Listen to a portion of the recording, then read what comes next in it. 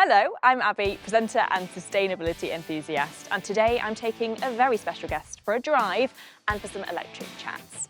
This is the electric perspective from Octopus Electroverse.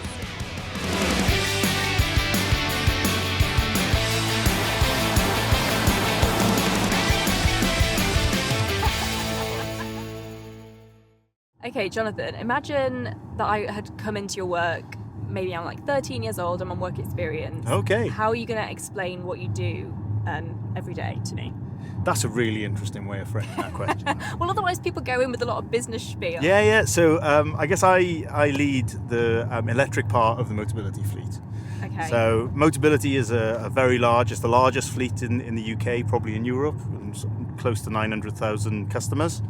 And we buy new cars. We not only transition customers across into the right vehicles, but they have all of the right packages and products and services around them to be able to enjoy driving their EV and actually get the most out of it. So tell me what some of the challenges are that people are coming up against and how are you helping? The EV transition is more than just cars, right? Yeah.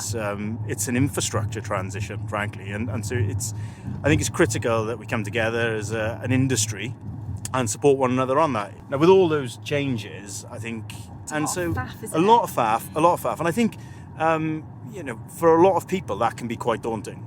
For us, we see the biggest barriers that are probably a little bit more specific to us, being accessibility of the infrastructure. You go to lots of infrastructure today and you'll see that charge points are placed on curbs, or the bays are very narrow, or there's bollards in front of them. The screens are quite high, and if you imagine a world where you're perhaps a wheelchair user, all of those things make it very, very difficult. I mean, one of the things that I really find hard to understand is why you'd put charging on a gravel car park, because you simply can't use it. And so true. Infrastructure is not being deployed in a way that allows you to charge when you're at home, if you haven't got a home charger, in a quite cheap, convenient way. The interesting thing about Motability operations is, we are sort of the first, if you like, in a real world transition. So we're taking people that can't charge at home, who have low incomes, who have maybe additional accessibility needs, and moving them into electric. Yeah. And so we're seeing a lot of these barriers and challenges and frankly, points of inequality really come to fruition quite quickly. Talk me through your experience then of driving and owning an EV. One of the things I found really interesting was when I first got into an EV, those first few weeks, I was looking at the battery indicator like I would on my phone coming back from London at 5 o'clock in the afternoon. You've got 20% left and it's your only means of payment. Yeah. And I think that's where you really experience range anxiety. Yeah. And I think a big challenge in adoption is people's initial experience, and they think that's going to be their forever experience. Yeah. Whereas actually, after a few weeks, after getting used to the sort of cycles of going and charging and making it work around our lives, it doesn't become a thing anymore. And then you can start really enjoying, I think, what EVs are all about. And yes, the first few times I got in them, I wanted to drive them quickly, and because they are fast cars and they've got great acceleration. But actually, once that novelty wears off, it just becomes a real pleasure to drive them, because they're quiet, they're smooth, everything works, the technology's better, doors open, boots open for you. So, I love in our car, one pedal driving. I find it so much more relaxing to drive with just one pedal. And you start to look then at some Motability customers. Actually, that could be a massive accessibility benefit, just using sort of that one pedal driving. Likewise, there's nothing more satisfying than walking out of your house on a cold winter's morning when your neighbours are all scraping their windows and you get into a really warm car with a heated steering wheel, and okay, I might make that sound a bit jovial, but actually for some people where cold really impacts their conditions and it can cause additional pain, that's a real benefit to people, to be able to get into a car that is already warm for you and not have to scrape the ice off the window. It is kind of life-changing. I think that's a good way of putting it, yeah. Having done middle of the night shifts, yes, where I'm getting up and going to work at 3 o'clock in the morning, the difference, like you say, of not having to wake up the entire village by scraping ice off my car and just roll into a toasty car it really is amazing. It's quite satisfying, isn't it? It's quite satisfying. Potential is really exciting when you actually break it down, I think, isn't it?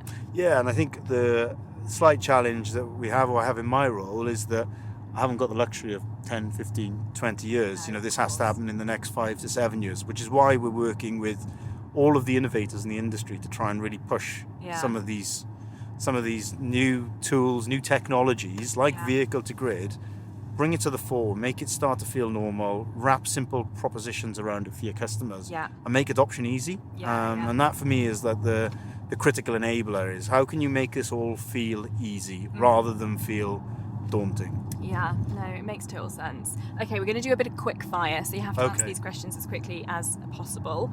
One word, or am I allowed more than one? You're allowed more than one. I mean, I'm not that strict on rules, to be honest with you. Favourite car snack? Tang Fast Sticks by Haribo. So niche. Sponsorship incoming. Absolutely. Other Tang Fast Sticks are available. The sweet treats are available, yeah. Favourite song to sing to in the car? Toto Africa. Oh, great song. Regen braking, fan or not? Massive fan. Love it. Look at the enthusiasm. Would you rather be a passenger prince or a driving king? It depends who's driving. If I'm driving. Passenger prince is perfect. Well, give me another example. In what instance would you want to be the driver? Is my wife going to listen to this? You tell me. Very brave. Okay. Generally, I think to answer the question more fully, I used to love being a passenger. I used to be quite happy being a passenger. Yeah. But I find driving my car so easy now that I actually enjoy driving it. And I can choose my music and all that. So driving has become more of a pleasure for me. I mean, this is going to sound quite evangelical, and I don't mean it to. It's honest. Driving has become more of a pleasure for me since I've had my electric vehicle. Yeah, do you know what? I would so agree with that. Get a podcast on, get on a long journey. And it's also a nice time of the day where you're uncontactable. Absolutely. I'm like, I can't get to my emails right now. I'm so sorry. Yeah. Okay, would you rather do a long journey via public transport or would you rather be in a car?